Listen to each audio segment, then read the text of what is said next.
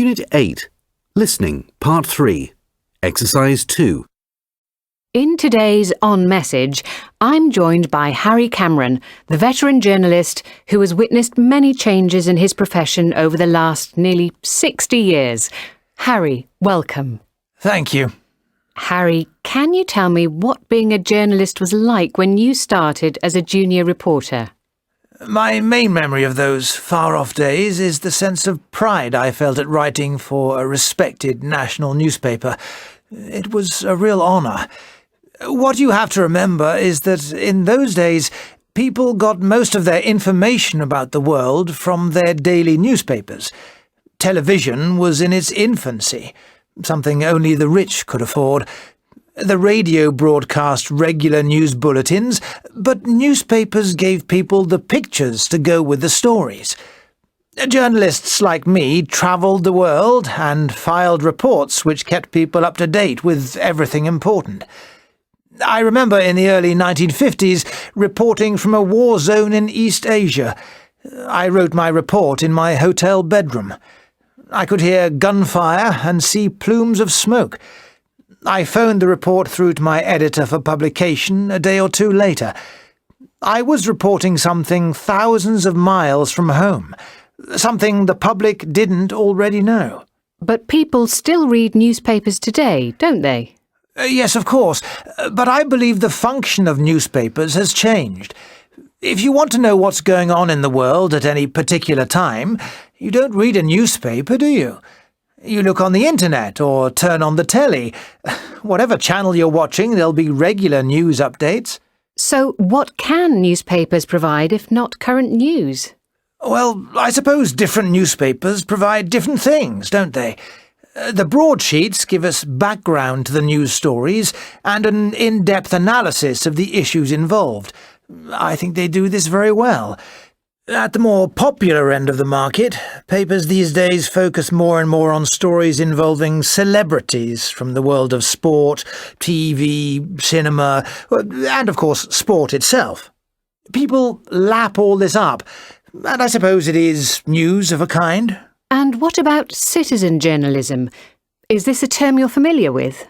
Yes, it is, and it's something I have some sympathy with, even though it may put some of my own colleagues out of work in the long run.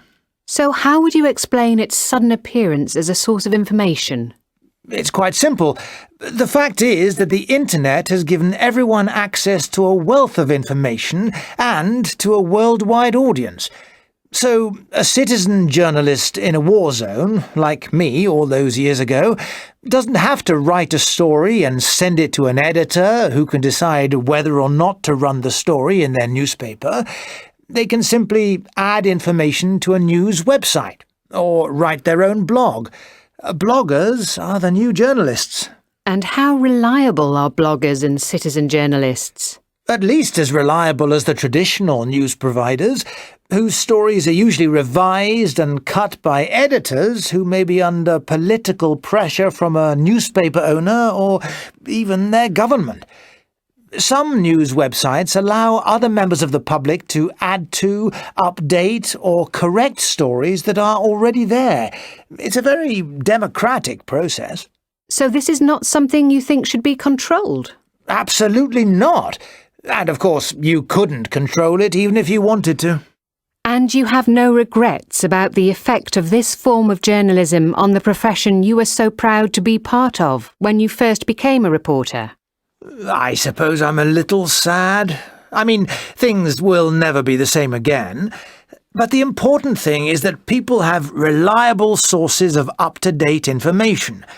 Of course, there will always be a role in newspapers and elsewhere for intelligent comment and analysis of the news, and if I were starting out again now, that's the kind of journalism I'd get into. And you do it extremely well, I have no doubt. Harry Cameron, thanks for being my guest today. It's been my pleasure. Unit 8. Grammar. Exercise 2. 1. Harry, can you tell me what being a journalist was like when you started? 2. My main memory of those far-off days is the sense of pride I felt at writing for a 3. Journalists like me travelled the world and filed reports which kept people up to date with. 4. I wrote my report in my hotel bedroom. 5. Yes, of course, but I believe the function of newspapers has changed. 6. I mean, things will never be the same again. Unit 8. Grammar. Exercise 4. 1. Have you ever used Wikipedia? Yes, I have. I used it yesterday. 2. How well do you know my sister? We're best friends. 3. What will you do after university? I'll probably work abroad. 4. What are you doing tomorrow? Taking my driving test. Unit 8. Speaking, Part 3. Exercise 3. They're all quite important influences, aren't they? But I'd say that nearly everyone watches television, so it's got to be a big influence on people. And the radio. There are loads of people who have the radio on all the time, whatever they're doing. Yeah, that's because it's pretty easy to do things at the same time as you're listening. TV's not like that, you know. You've got to watch it to make sense of it. The point is, does radio have as powerful an influence as the TV? No, probably not, but we're not supposed to be thinking about radio and TV separately, are we? No, I suppose not. I'd say things like the news on TV can have a greater influence because you can actually see what's happening. Okay, now we've got newspapers.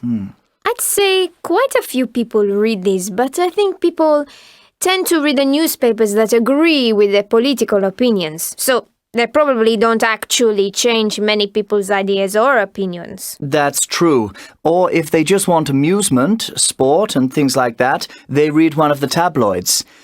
Okay, so on to advertising.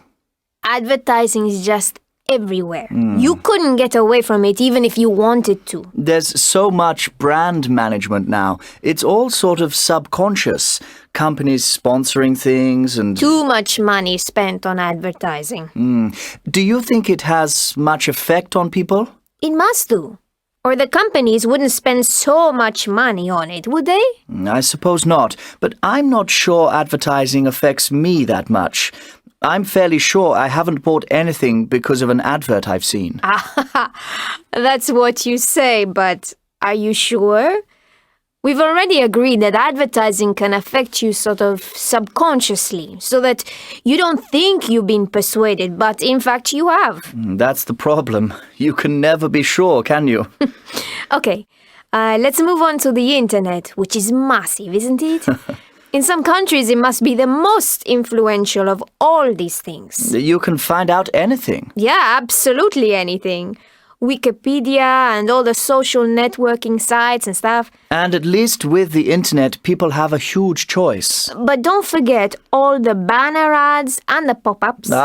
You see, you can never get away from advertising of some kind. I know. And almost all games people play online are packed with ads. In the end, multinational corporations are responsible for that. They're a lot more influential than we realize because their wealth gives them power. Yeah, but it's less direct power, isn't it? I don't think it's less direct. It may be less obvious, but there's no doubt that large sections of the media are owned and controlled by the business interests of a few powerful individuals. This means they influence people's political views and control advertising. So in the end, they do have a huge influence on how we spend our money. It's all a bit sinister, don't you think? Yeah, a bit Big Brother-ish, being told what to think. Unit 8. Speaking, Part 3. Exercise 7. Now you have about a minute to decide which two of these influences have the greatest effect on people. I think we've more or less decided, haven't we? I'm not sure we have. I mean, we both think the internet is very powerful, but lots of internet sites are packed with advertising, and that's how multinational corporations make their money, isn't it? Yes, so what are we saying? That multinational corporations are the most powerful influence of all? Well, that's what I think. I'm not so sure. I'd say TV and radio are pretty powerful too. Yes, but a lot of broadcasting stations are funded by advertising, aren't they? Yes, I never thought of that. Okay, so we think that multinational corporations are the most powerful. What's next? Well, I'd say advertising, because that's everywhere. In newspapers, on the internet, and on TV. So, do we agree? Yes, I think we do.